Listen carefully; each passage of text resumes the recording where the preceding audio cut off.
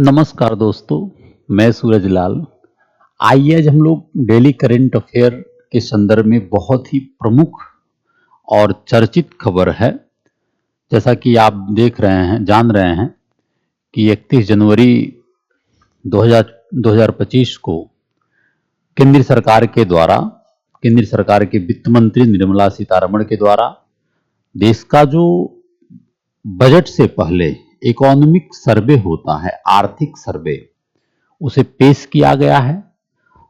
तो इस प्रकार हम लोग जानने का प्रयास करेंगे इस क्लास में कि इकोनॉमिक सर्वे क्या है, इकोनॉमिक सर्वे के माध्यम से सरकार क्या आकलन करता है और सरकार अपने दायित्वों का निर्वहन कैसे करता है।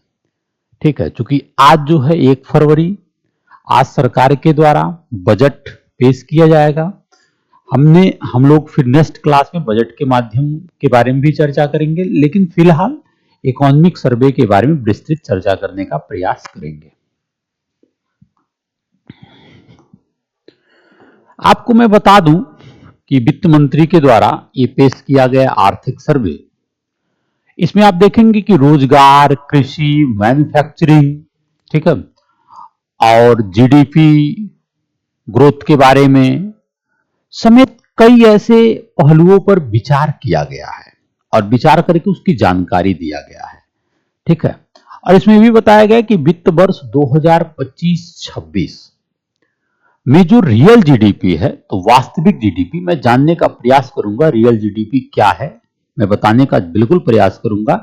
रियल जीडीपी ग्रोथ जो बताया गया है वो 6.3 से 6.8% रहने का अनुमान है। आर्थिक सर्वे में वित्त मंत्री ने भी बताया कि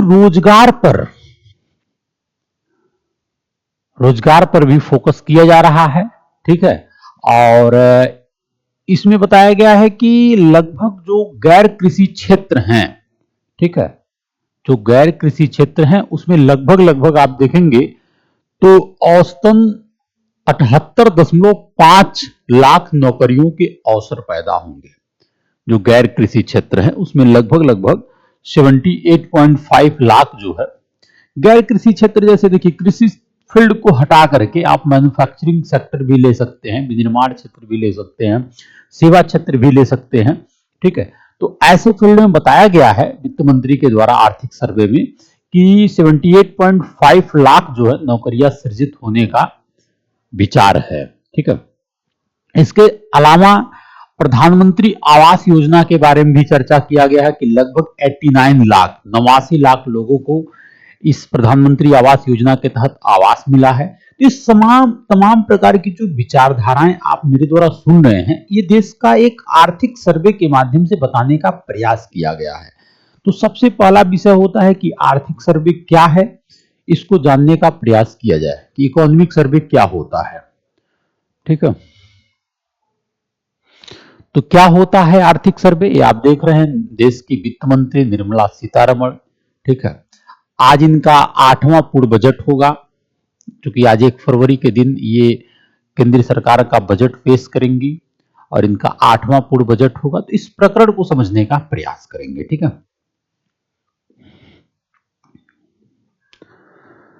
सबसे पहला विषय कि बजट से पहले क्यों पेश होता है आर्थिक सर्वे। इकोनॉमिक सर्वे जो है बजट से एक दिन पहले, क्योंकि देखें आपने देखा 31 जनवरी को ये पेश हुआ, कल के डेट में बैक जो है। तो देखिए, मैं इसके बारे में चर्चा कर रहा हूं। यह सर्वे जो होता है आर्थिक सर्वे, यह देश की जो इकोनॉमी होता है, अर्थव्यवस्था होता है, ठीक है, इसका पूरा एक खाका दिखाता है। ठीक है, खाका पेश करता है जो इकोनॉमिक सर्वे होता है। ठीक है, इसमें आप देखेंगे कि अर्थव्यवस्था की जो स्थिति है एवं जो संभावना है और जो कुछ नीतिगत चुनौतियां होती है आगे आने वाले समय में, उसके बारे में बिल्कुल विस्तृत एक ब्यौरा इकोनॉमिक सर्वे के माध्यम से दी जाती है देश के लिए। देश के सामने एक रिप्रेजेंट होता है कि देश की आर्थिक स्थिति यह है, देश का जो मौद्रिक नीति का हाल यह है, देश की जो मुद्रा व्यवस्था है उसकी स्थिति इस समय यह है, इसको बहाल करने की जरूरत है। कृषि सेक्टर की, मैन्युफैक्चरिंग सेक्टर की, सर्विस सेक्टर की जो स्थितियां हैं उसके बारे में एक ओवरऑल जो है देश की अर्थव्यवस्था के बारे में खाका मिल जाता है इससे। तब जो हमारे अर्थशास्त्री होते हैं उनको अपनी आर्थिक नीतियों या मौद्रिक नीतियों को बनाने में थोड़ा सा आसानी होती है और बजट के माध्यम से इस सारी व्यवस्था को संतुलित करने का काम किया जाता है। ठीक है, इसके अलावा आप देखेंगे कि इकोनॉमिक सर्वे में बीते वित्त वर्ष यानी कि जैसे 2024-25 बीता, तो जो 2024 का वित्त वर्ष है उसके बारे में आप देखेंगे रोजगार के बारे में आपको पता चलेगा, जीडीपी जो ग्रॉस डोमेस्टिक प्रोडक्ट है, ठीक है, जीडीपी जो देश का है, मुद्रास्फीति मनी इन्फ्लेशन के बारे में आप ठीक है पता चलेगा, बजट घाटे की जानकारी, ये सब ऐसे काफी महत्वपूर्ण पहलू हैं जो आपको बजट के माध्यम से नहीं इकोनॉमिक सर्वे के माध्यम से ही पता चलता है। इसलिए इकोनॉमिक सर्वे को बजट से एक दिन पहले पेश किया जाता है, ये बात इंपॉर्टेंट है। ठीक है, इकोनॉमिक सर्वे जो होता है ये पिछले वित्त वर्ष का हिसाब मिलता है इससे। ठीक है, मैंने आपको बताया आगे की चुनौतियों का भी अंदाजा लगता है इसमें चुनौतियों को दूर करने का सुझाव भी दिया जाता है, बहुत इंपॉर्टेंट पहलू है। ठीक है, इकोनॉमिक सर्वे। अगर मैं आपको बताऊं कि देश में जो हिस्टोरिकल पॉइंट है इकोनॉमिक सर्वे, जैसे आप जान लें कि देश का जो पहला इकोनॉमिक सर्वे पेश किया गया था आर्थिक सर्वेक्षण के रूप में, आर्थिक सर्वे के रूप में, मैं आपको बता दूं देश का पहला इकोनॉमिक सर्वे वर्ष 1950-51 के दौरान ठीक है पेश किया गया था। उस वक्त यह बजट का ही हिस्सा था। देश का पहला आर्थिक सर्वे जो है वर्ष 1950-51 के दौरान किया गया था, यह देश का पहला आर्थिक सर्वे था। लेकिन 1964 से इकोनॉमिक सर्वे को बजट से अलग कर दिया गया। जैसे आपने देखा आज के दिन 1 फरवरी को बजट पेश होगा देश के वित्त मंत्री के द्वारा, जो कि पूर्ण बजट है, 8वां पूर्ण बजट है। ठीक है, पेश होगा। तो ये जो है इससे पहले यानी कि 31 जनवरी को आपने देखा इकोनॉमिक सर्वे पेश हुआ। ठीक है, तो इस प्रकार ये 1964 के दिन से ऐसा प्रावधान हुआ 1964 के वर्ष से कि इकोनॉमिक सर्वे को बजट से एक दिन पहले पेश करने की परंपरा शुरू की गई है। यह बात इंपॉर्टेंट है। ठीक है, आर्थिक सर्वे से यह समझने में मदद मिलती है कि देश की अर्थव्यवस्था किस हालात में है। मैंने आपको बताया ये बात, महंगाई और बेरोजगारी जैसे जो महत्वपूर्ण आंकड़े होते हैं ना, ये आप इधर उधर दौड़ के तो पता नहीं कर सकते हैं। ये आपको देश की ओवरऑल इकोनॉमिक सर्वे से ही पता चल जाता है कि देश की जो महंगाई दर है, जो आप देखेंगे कि जो रोजगार की स्थिति है, ठीक है, ये इसके बारे में बिल्कुल पता चलेगा। अब हम लोग बात करेंगे कि आर्थिक सर्वे में किस विषय पे फोकस किया गया है, क्या क्या बताया गया है। ठीक है, इसे भी हम लोग चर्चा करेंगे। सरकार ने बताया यानी कि वित्त मंत्री के द्वारा जो पेश किया गया आर्थिक सर्वे है उसमें बताया गया कि महंगाई सरकार के लिए बहुत बड़ी चुनौती है। ठीक है, क्योंकि वित्त मंत्री ने बात बताया है कि निर्मला सीतारमण जो कि देश की वित्त मंत्री हैं, इन्होंने बताया कि आर्थिक सर्वे में माना कि महंगाई सरकार और RBI reserve bank of India के लिए भी, क्योंकि आरबीआई जो होता है ये अपनी मौद्रिक नीतियों के माध्यम से, आप जैसे देखते होंगे बैंक दर, सीआरआर, ठीक है, एसएलआर, ठीक है, रेपो रेट, इसके माध्यम से जो महंगाई के ऊपर कंट्रोल करने की नीतियां हैं, ठीक है, तो ये जो है इस समय क्या है, सरकार और आरबीआई के लिए महंगाई बड़ी चुनौती है। आरबीआई ने महंगाई को रोकने के लिए ही लंबे समय से ब्याज दरों में अभी तक बदलाव नहीं किया है, तो ये सब एक चुनौती का कारण है। ठीक है, सरकार ने माना इस बात को। कृषि क्षेत्र की जो ग्रोथ रेट है उसमें धीरे धीरे सुधार देखने को मिल रहा है।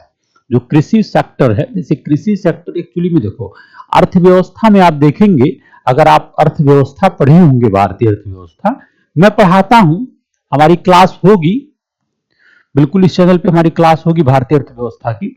तो आप भारतीय अर्थव्यवस्था पढ़ेंगे तो आप देखेंगे कि कृषि क्षेत्र के कई फील्ड होते हैं, जैसे प्राथमिक, द्वितीय, टर्शियरी। तो प्राथमिक जो होता है कृषि फील्ड होता है। तो कृषि क्षेत्र में कि जो ग्रोथ रेट में सुधार देखने को मिल रहा है, इसकी वजह अनुकूल मौसम और नई तकनीक के साथ सरकारी कोशिश रही है। किसानों को पीएम किसान योजना आपने देखा होगा, डिजिटल एग्रीकल्चर और सिंचाई सुधार जैसी जो सरकारी योजनाएं हैं, इसके माध्यम से गवर्नमेंट सिस्टम के द्वारा जो सपोर्ट किया जा रहा है एग्रीकल्चर फील्ड में, तो इससे कृषि सेक्टर में ग्रोथ की संभावना है। ठीक है,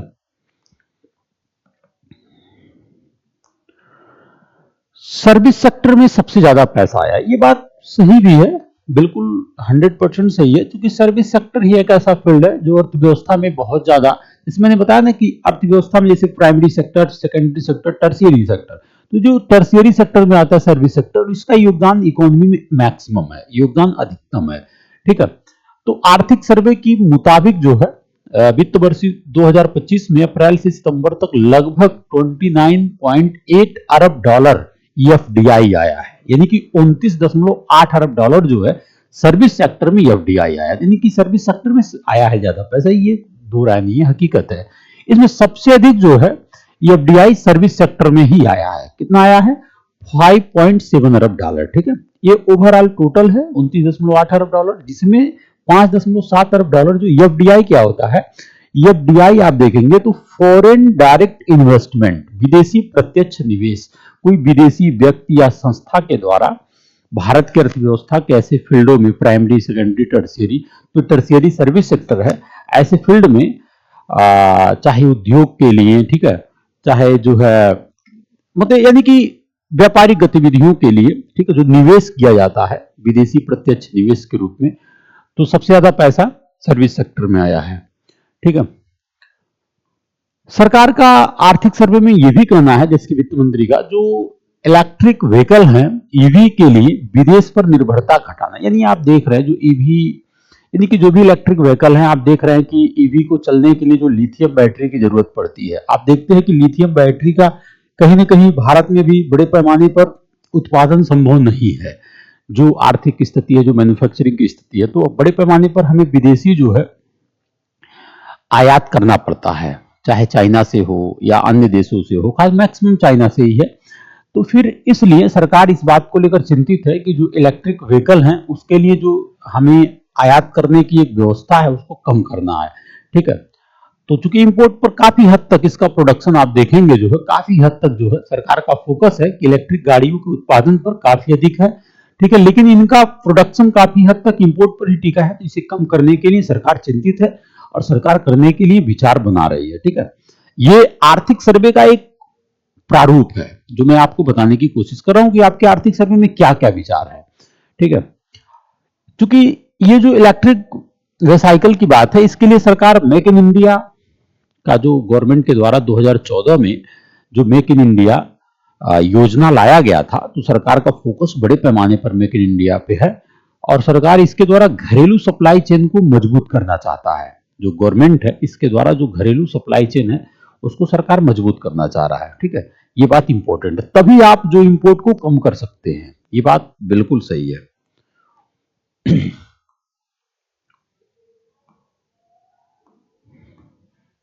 तो ये रहा आर्थिक सर्वे। अब बजट की क्लास हम लोग देखेंगे नेक्स्ट क्लास। ठीक है, इसके बाद जैसे ही बजट का जो टाइमिंग है उसके बाद पूरी बजट की ओवरऑल क्या है, देश के लिए क्या इंपॉर्टेंट है, बिल्कुल देखेंगे। जय हिंद।